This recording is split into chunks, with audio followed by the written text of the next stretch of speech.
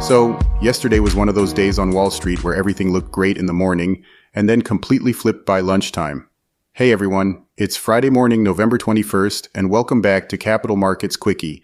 I'm your host, Endrit Sella, here to break down yesterday's market action in just 2 minutes. Quick note before we dive in. Today's episode is brought to you by AMF Capital Asset Management Frankfurt. Learn more about our funds and strategies at amf-capital.de. All right, let's get started.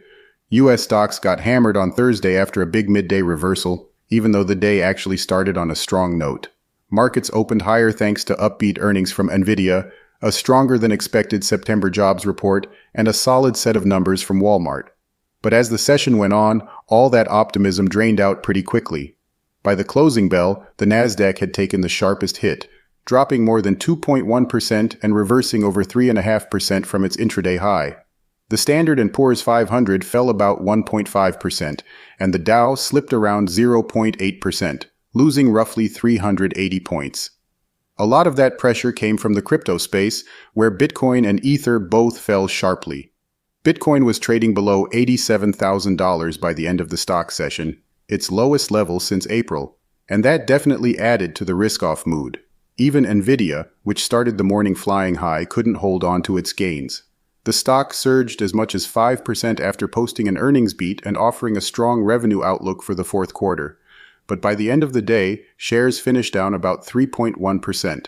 According to experts reacting to the results, demand for the company's Blackwell processors is off the charts, which helped calm early fears that the slowdown in AI stocks was turning into something bigger. The big economic story of the day was the September jobs report, finally released after all the shutdown delays. The numbers showed the U.S. economy added 119,000 jobs in the month, more than double what analysts expected. But the unemployment rate still nudged higher, moving up to 4.4% from 4.3% in August. After that report, options traders were pricing in about 38% odds of a December rate cut, higher than the day before, but still reflecting how divided the Federal Reserve is right now. Fed minutes from October showed policymakers have strongly differing views on whether the bigger risk is a cooling labor market or stubborn inflation. And in corporate news, Walmart delivered strong numbers, raising its full-year guidance after beating expectations on both profit and sales. Shares jumped nearly 7%, and that was taken as a positive sign for consumer strength heading into the holiday season. So, yeah, it was a wild day. Optimism early, a total reversal later, and a lot of mixed signals in between.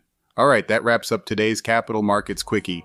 Join me again tomorrow morning for more market updates. See you then.